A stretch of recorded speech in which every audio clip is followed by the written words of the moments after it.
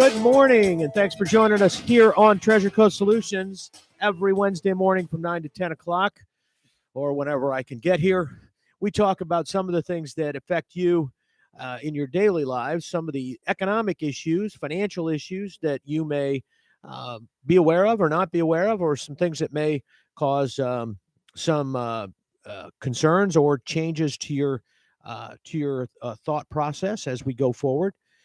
It's not designed to get too into the weeds. I'm not, basically going to get into specific economic theory and start drawing charts, but do want to talk about some things and what effect that might have on some of your plans, some of the things that you might consider doing. So, my name is Mark Breckbill. I'm a CPA. I'm an ex-banker. Have some economics in my undergraduate and in some graduate, and have done a little bit of, and of course, in the banking industry, a significant amount of economics training, and then, of course, the financial training, and as a CPA and as a financial planner, and as some of the other things that I do and used to do in the banking industry.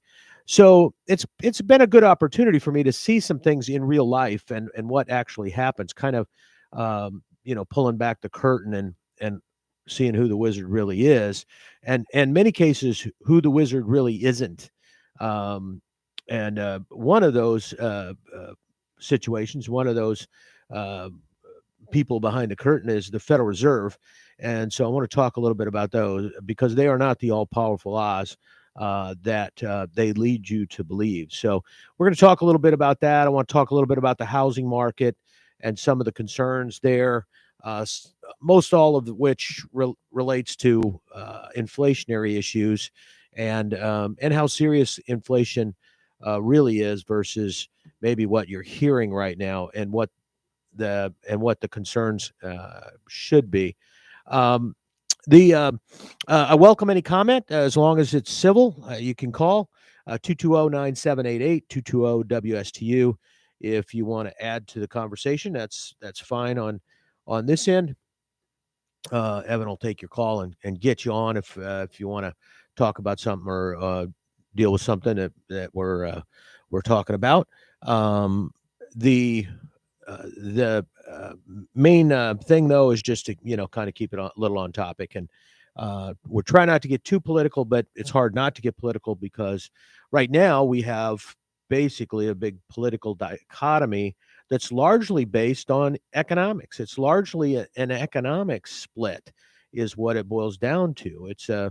It really isn't as much it's not as much a political split from the standpoint of political ideology as it is a behind the scenes uh, economic split, or and a lot of it has to do with the the Democrat Party, a large portion of the Democrat Party that has kind of moved, and I'm going to use terms that are actual terms, and they're not meant to be incinerary, but they're true. So so in the economic world, uh, the Democrat Party, a large block of the Democrat Party, is moving towards socialism, and has moved heavily towards socialism and communism. Bernie Sanders, who's leading that effort, is a socialist. That's what he is. He admits that that's what he's not hiding anything, and that's not. And so, what that is, though, is an economic philosophy as well as a political philosophy. And I want to talk about the economic philosophy, because that's largely um, that philosophy is largely driven by Keynesian economics, which, in a nutshell, uh, it proposes that the government has the ability to borrow an unlimited amount of money without affecting the private market, without affecting private enterprise. That when it comes to debt, that the debt market, borrowing money, is completely and separate and distinct from each other, from the economic side of that, that the borrowing by the government doesn't affect borrowing by business. And of course, there's an awful lot of previous uh, scientific study, economic scientific study, that indicates that that's not true, and that there is a significant impact. And it's funny because over a period of time, there's been Keynes, Samuelson. They're all the same philosophy. Samuelson was trying to promote, and these individuals have always, these thought processes have basically come to power, um, at a time when have come to power when a time when the government was trying to institute a number of social programs, socialistic programs. By that, as opposed to social programs, I'm talking about programs that are paid for by the government, um, and uh, and that those types of socialistic programs, and they can be in a number of areas. They don't have to be, all social welfare. They can be. The concept is that the government goes out and borrows money. It doesn't have an impact on private business. Um, and if you think about it a minute, that on face doesn't make sense, right? If you've got a certain number of people that need to borrow money, and uh, and there's a limited supply of people who are willing to lend money because the economy is a certain size, the amount of funds available are a certain size, then at some point, because that market is not infinite, there's not an infinite supply of people who are willing to lend money. That market is going to have problems. It's going to affect the access to the funds, which affects price, and it's going to affect the price of the funds, which affects price. So any kind of market, it just makes sense when you've got a number of people. The only way that concept that Keynes originally came up with. And by the way, he probably would not uh, he would not support his own thought process at this point. It was a different time and a different era. Um, uh, we hadn't been through certain situations, so this had never played out in the past. Now it's played out multiple times, and the base theory has been disproven. The others along the way have come in and um, offered alternative solutions. They've tweaked the program so that they think they'll get a different answer, and of course they don't. But because the tweak just delays or switches for a short period of time or masks what's happening, so it's an interesting process that's going on in the world right now, because uh, the government is trying to move again towards that socialistic um, economic theory that is really driven by Keynes, and there is no real support for it. And trust me, what the Democrats need that are proposing and supporting this, what these Democrats need is not a politician to step forward. Um, what they need is their economist. They need an economist who can convince the general public that that Keynesian economics makes sense, that it actually does work, and that it just hasn't been done right. And that person is out there. I don't think they've fully stepped forward. Um, I don't think it's Powell, who's chairman of the Federal Reserve. I don't think it's Powell. I don't think he has that bent. But it may be Yellen. She's, the Secretary of the Treasury. The reason, but that's where, frankly, that's where Biden made a mistake. If he wanted to really push the programs that he's trying to push, the socialist agenda and the communist agenda, but the socialist agenda has to run through an economist. It has to have credibility, or the people won't buy it. And of course it doesn't economically, from an economic theory standpoint that has been tested over and over and over again. It does not make sense. So don't get me wrong, I'm not pushing this as being right, but what I'm saying is, strategically, the reason that Build Back Better didn't go through, because there was no scientist, in this case an economist, to step forward and say, yep, these numbers are right, this will work, this won't cost anything, this will not cost anything, and here's why. And and nobody has come up with that, because they're trying to push the same, with no modification, the same processes that they used during the Great Society, and that they used through all of those periods, through Roosevelt, through Johnson, all of those processes. They have um, they have used that same theory modified, and the people that came in and sold that concept, people like Samuelson, we don't have that. They don't have that right now, and that's what they need. There are guys out there. There's the what's his name, Austin. He was an economist under Obama. He's not a Samuelson guy. So you got to have somebody that actually believes what they're saying.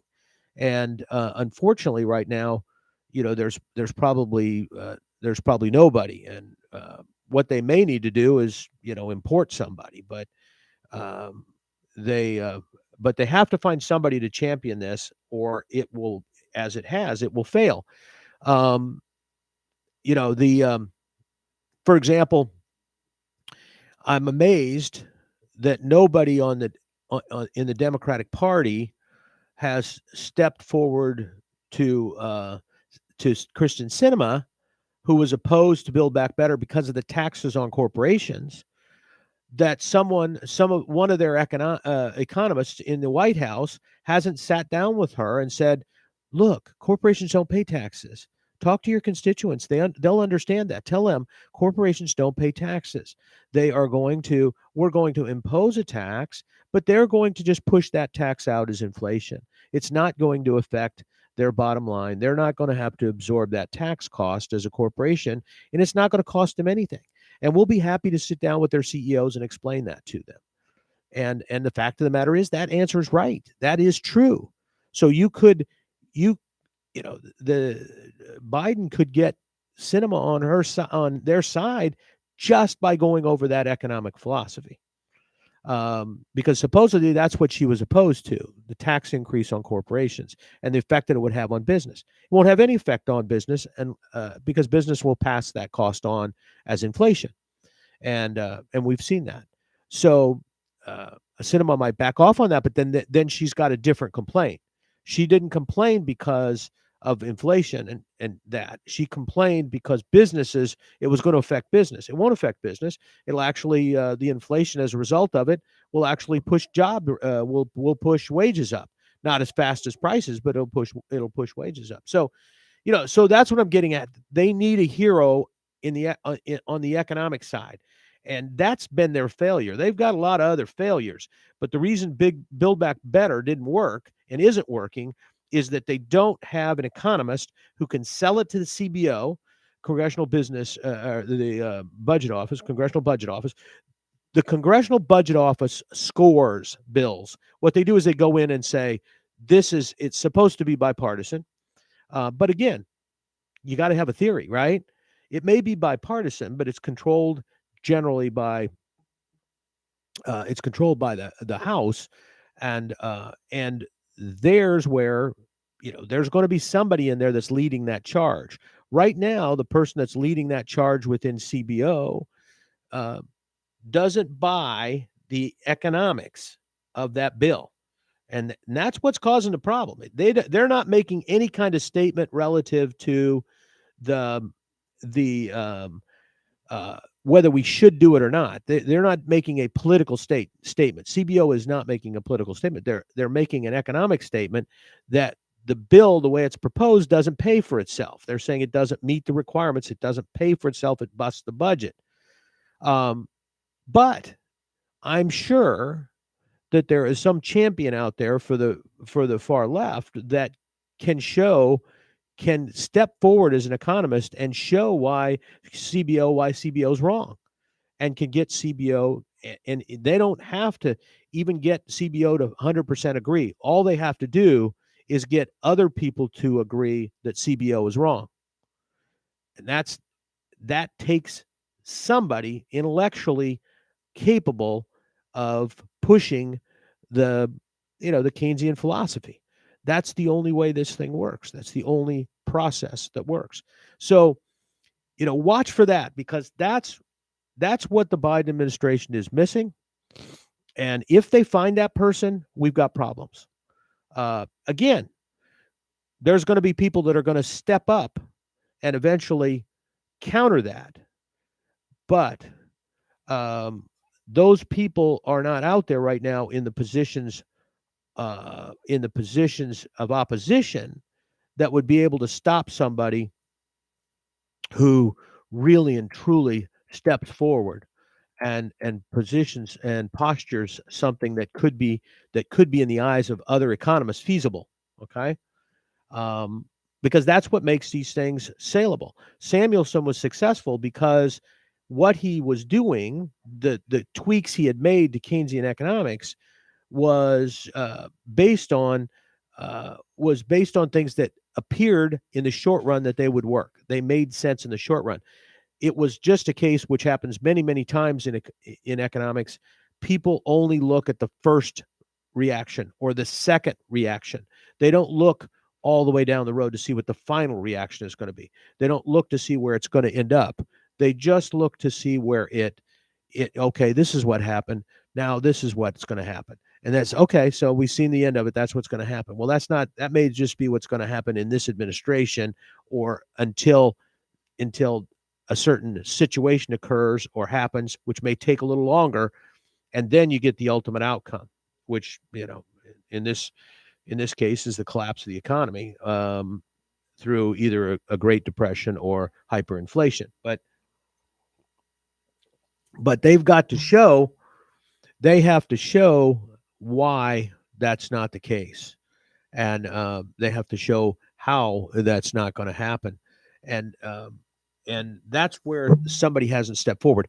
It's funny, in the Obama administration, um, they had an individual who was uh, was the chair of the Fed, and no, wait a minute, the head of the Treasury, and he had basically the convinced everybody he could walk a fine line and walk the line so that we did not have a a depression.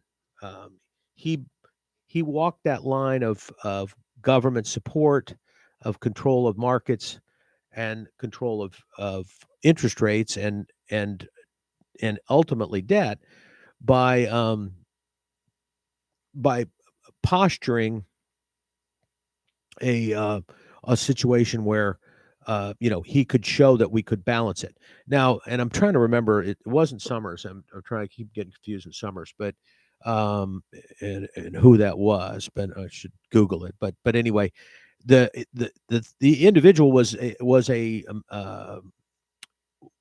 a historian as well as an economist, and had studied the Great Depression in great detail, and he actually had postured a number of things that um, that showed uh, that he could avoid that depression, and that's why, and again, this is why I say, with many of these things you have to look beyond. When you start getting into government control of the markets of other things, ultimately they have their impact. They change things, and we have that now. So what happened in the Obama administration is because of their control of and their stepping in and basically supporting certain businesses, certain industries.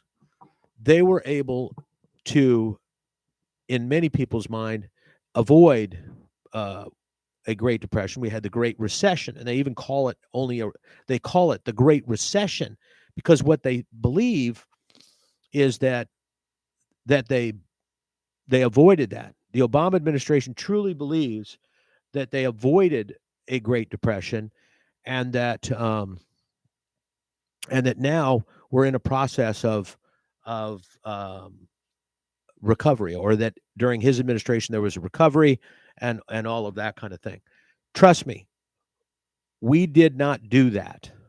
And in fact, the the seeds, so to speak, of the disaster that we're still waiting for is was planted during that period of time. We can go back there and look at that. Because what happened is we stepped in and took over the free market system, and we saved competitors who should be out of business. General Motors shouldn't be making a car right now. Bank of America should not be taking a deposit right now. Citibank should not be taking a deposit right now. Lehman Brothers should be long gone. All of those entities, all of those financial entities didn't pay for their mistakes. And so as a result of that, because they didn't pay for their mistakes, they are making them again in multiple levels. And and and what they're doing in many cases is they're playing the politics instead of the economics of Wall Street finance. I mean, it is not about what makes financial and economic sense. It is what makes political sense for them to maintain their jobs. They've the I'll give you and I'm going to kind of lay out how some of this stuff is where it's going to show up and what's going to happen, what kind of problems we're going to have. In general, it's largely going to affect the housing market. And, housing is, of course, very important for Florida. But what people don't realize is that real estate, particularly your home, is the primary source of wealth in the United States. And it's also the primary source of the transfer of wealth in the United States. So people work all their lives um, to and they struggle all of their lives to generate income, uh, and in general in retirement there there are very few people that have multi-million dollar IRAs that they can retire on. There are some, but many people are able to retire through a combination of real property. They've paid off their house. They don't owe anything on it. So they don't have a mortgage payment, a rent payment, or anything else. And they're homesteaded in Florida and other places, so they don't have huge increases in their real estate taxes. Um, Insurance is a different story. That's getting to a point that it's going to potentially force people out. But what it's done is it's made it so that if I don't have a mortgage payment and I don't have some of these other payments, I've got Medicare now for health care, and uh, and maybe I've got some insurance costs there as supplements, so that I don't have disasters that Medicare doesn't cover. But in general, I've got things that are manageable where I don't need as much income. And I say this isn't a financial planning show, and it's not, but I'm going to give you a little bit of secret to financial planning, and a little bit of secret to actually just income generation in general, and retirement planning in general. It is until you retire, it's all about revenue. It's it's about increasing revenue. It's not about minimizing costs. Um, if I have a certain level of costs and I cut them to zero. That's the maximum I can save.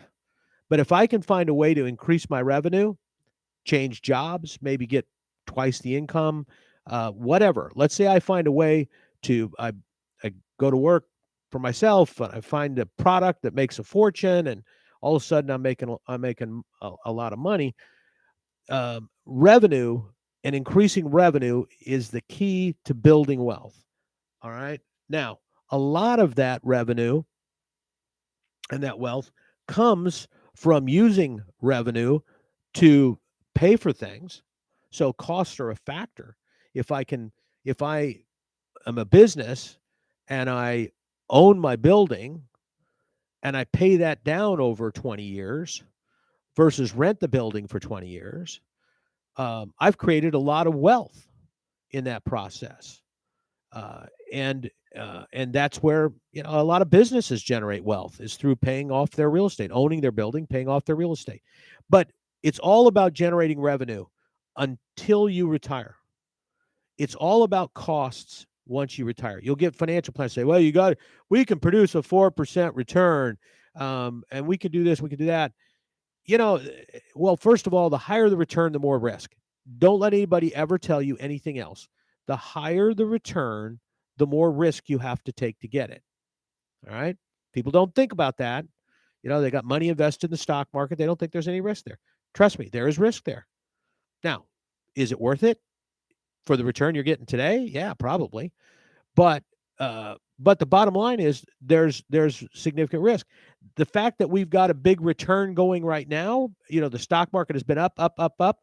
Trust me, there's going to be a collapse there. There's going to be a coming uppance, as they say, and people are going to be surprised. They're going to look at that market and not realize it could have gone down that far, and they're not going to realize it could have gone down that far that fast. Just as a little bit of again, it's a planning standpoint, or just a little bit of a understanding standpoint. Think about the previous stock market collapses. They don't collapse all at once, all the way down. What they do is usually have a big drop, and then everybody starts getting out. So, and then people start buying because now the stock is cheap, as they say. So what happens is the institutional market, those guys that know what they're doing and do it for a living, as opposed to you guys who don't, and me who don't, they have computerized trading systems that when a stock gets to a certain price, they're buying it. They don't care about anything else. It's strictly mathematical. They're buying it when it gets to that price because they know historically that's going to recover. So they're buying, right? And then they're selling when it gets to a certain price. And that's both down and up. In other words, the successful institutional investors sell the stock before it's high. Because if you try to guess it's high, you'll never hit it. So investors sophisticated investors that do trading, they have floors and they have ceilings and they have collars and all kinds of things that allow them to buy when it gets to a certain price, sell when it gets to a certain price, up or down, so that are they limiting their income? Yes, but they're also limiting their risk. So they're willing to take a loss.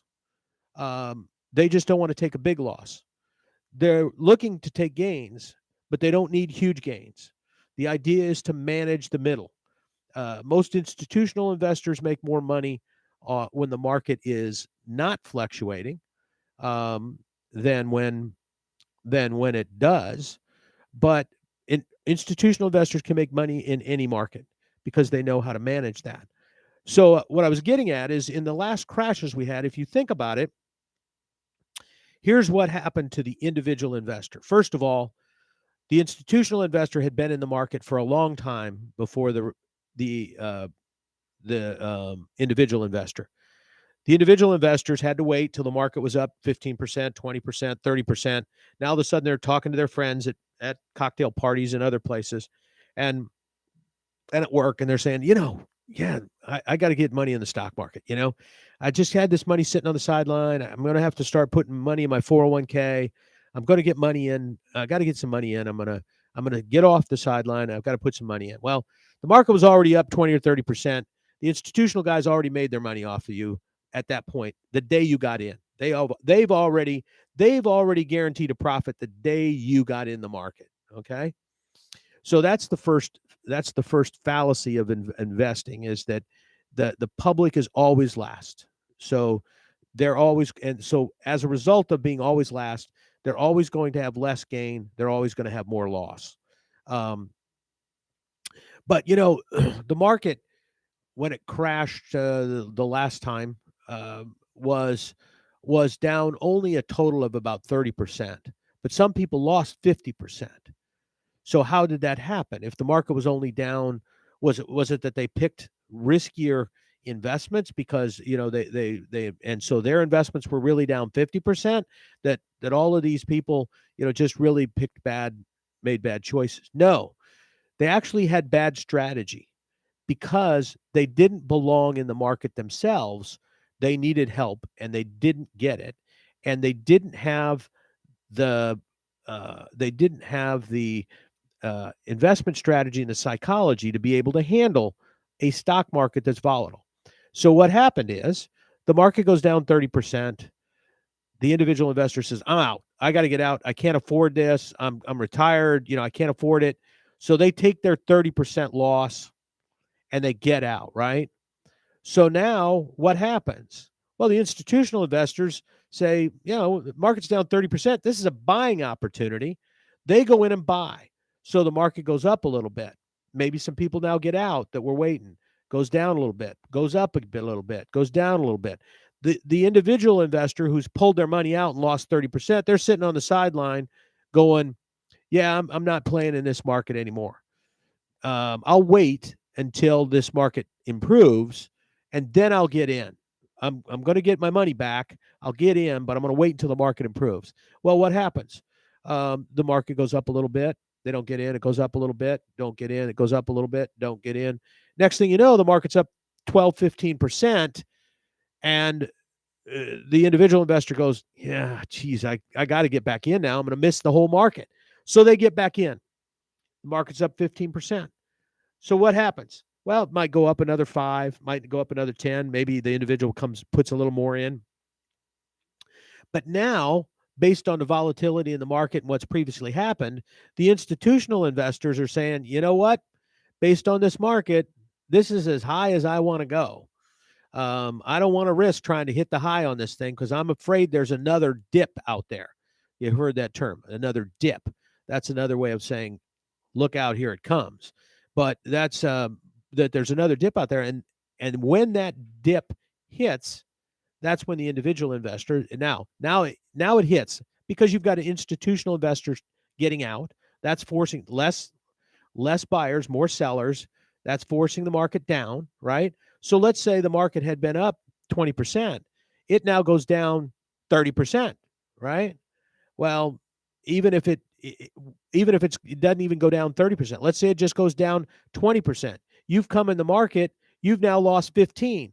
We're still only down 30% in total because we just went back to the level we went to with the original crash, but you've lost another 15%. So now you've lost 45%.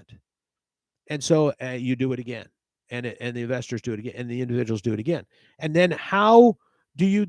So now I've lost 45%, and the market's only down 30. Now here's the sad thing about that, and this happens with retirement money. This is what's so sad about it, because you can't replace that money generally, especially if you're already not working and retired. What they now do is say, well, I'm down 50%. I can't live on this. I have to make more money. I have to be able, if I had $1 million in my IRA account and I was earning 6%, I'd be making $60,000 a year, right? But now, if I'm down to $500,000 because of these losses, if I make 6% a year, I'm only making $30,000 a year, right? So for me to make the same $60,000 a year that I needed to live on with $1 million in my investment account, my IRA account, my retirement account, I have to make what? I have to make 12% on my money now. 12%. What did I say before? Your risk is directly related to your return. If you have to make 12%, you've got to take a ton of risk. You're way outside of buying S&P 500 or something, because you're not going to get a 12% return consistently out of the S&P 500 or NASDAQ or any kind of index fund. You're going to have to take a position. You're going to have to take a big position in something that you're going to bet is going to go up. You got to put everything in Apple, put everything in big pharma, put everything in Pfizer, whatever. You're going to have to take a huge risk. Somebody is going to tell you why that's not a risk, and then they're going to explain to you how they can produce that return, and then you ultimately will lose your money, because they will lose another 50%, and now you're down to $250,000, and you're trusting to your Social Security in retirement only. That's what happens to the individual investor. That's why it is important. Okay. It's important to focus on income until you get to retirement, so that you don't need as much income in retirement. It makes you a better investor because you don't have to take as much risk. Maybe somebody can make 6% in the stock market, but there's some risk associated with that. Maybe I can make only 4% in the stock market. There's no risk in it, or not no risk, but there's minimal risk. Maybe I shift over to bonds and I don't have the risk of loss of principal. I may lose income, but I have no risk of loss of principal. So I can make changes because I don't need to produce the return that that the market is going after, and I don't have to then take that risk. I can take less risk.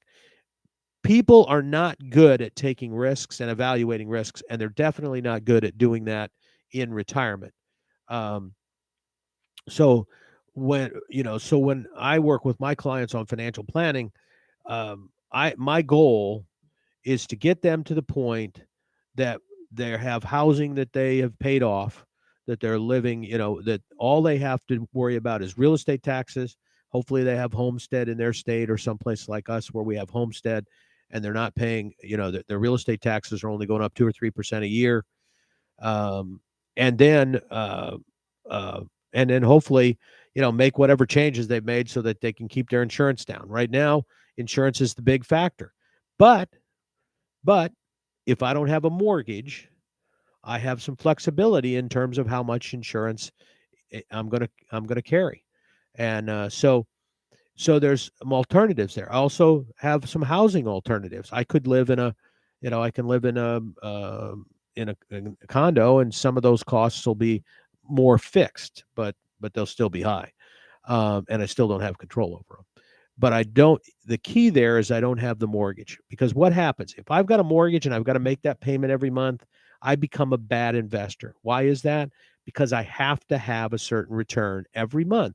I have to have income coming in every month to cover that mortgage, whether it's $800 or $1,000 or whatever that number is.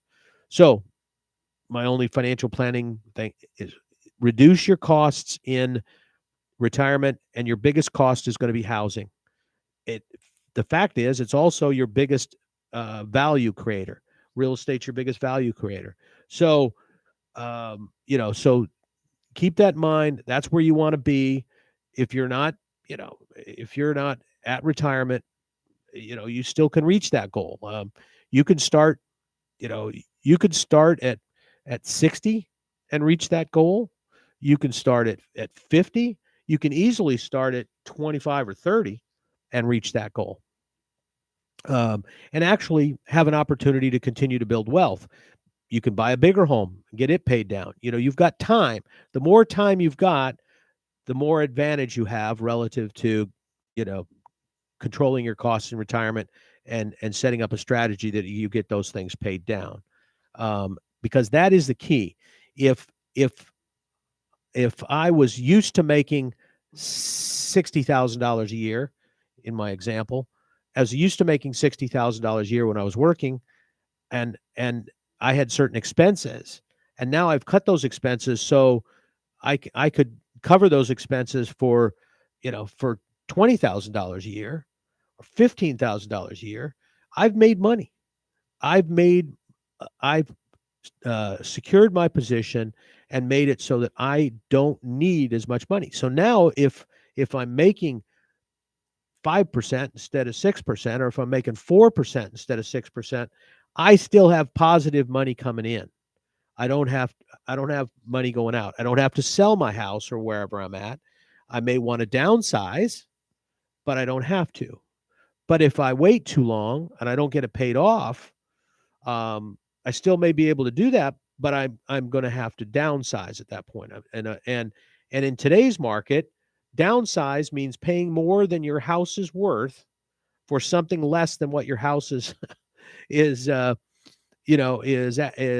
And it's hard to find downsize today, because if I have a house that's worth three or $400,000 and I want to buy a townhouse in a nice community, I might be paying 280, uh, and so I'm picking up, I'm going down into maybe a 2 bedroom 2 bath townhouse in a community, from a single family home with a quarter acre lot in a and I'm only picking up 60 or $70,000.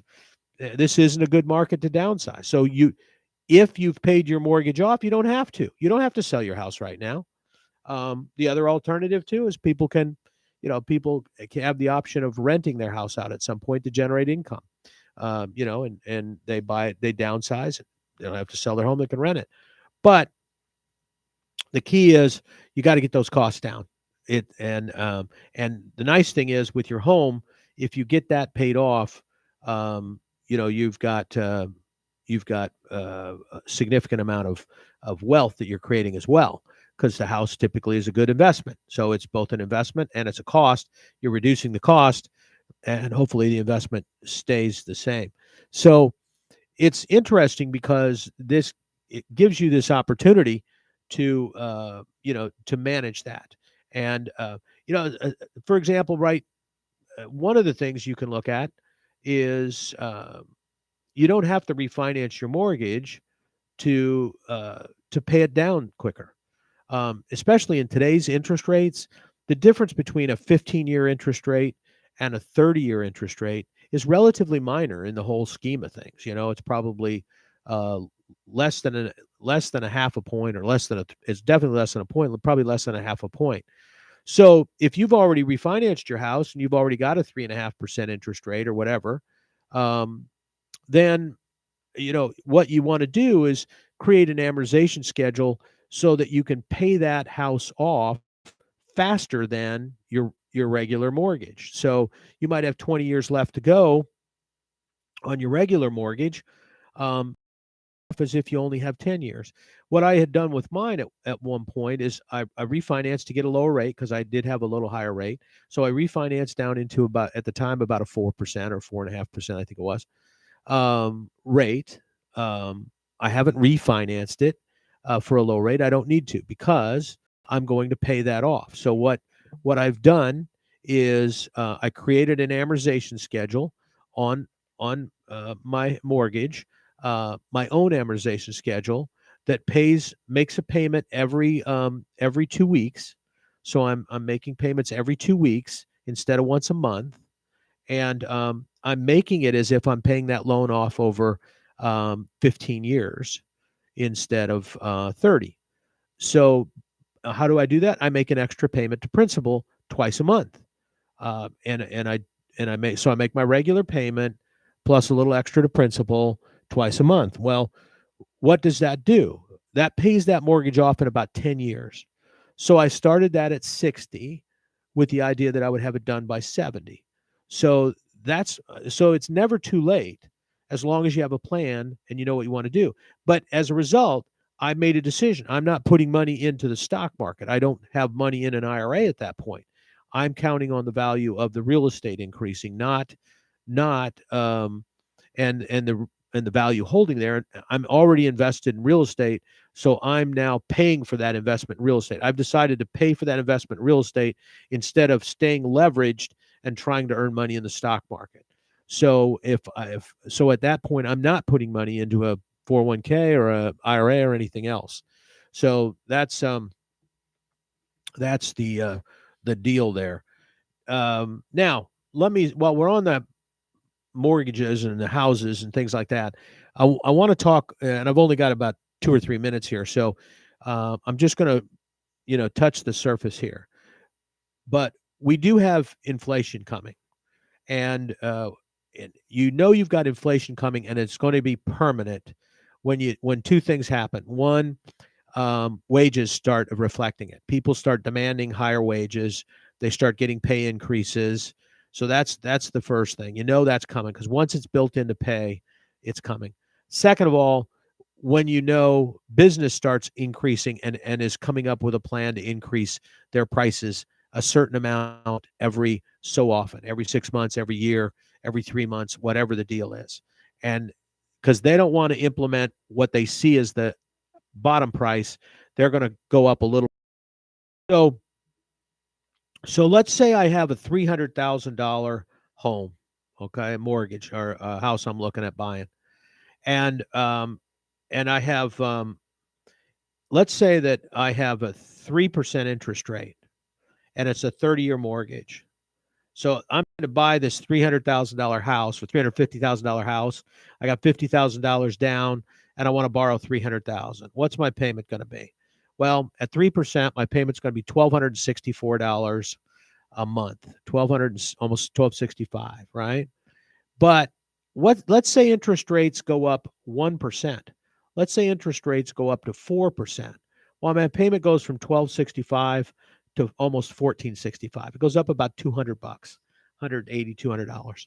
Now, at that point, $200 a month, I have to pay more. That's that's going to be to qualify for that $200 more a month. I have to make 4 times that. So I have to make $800 a month. So now I have to make $9,600 more per year to qualify for my mortgage than I did when the interest rates were at 3%. So think about that. The marginal purchaser is going to be pushed out if interest rates only go up 1%. How many people think that it's not going to go up 1%? What if it goes up to 6%? That payment goes up to $1,800, and you've just priced out a large portion of the market. Anyway, we're going to talk a little bit more about inflation and real estate next week. But thanks for joining us here on Treasure Coast Solutions, WSU Digital 1450. We're Martin County's Heritage Station.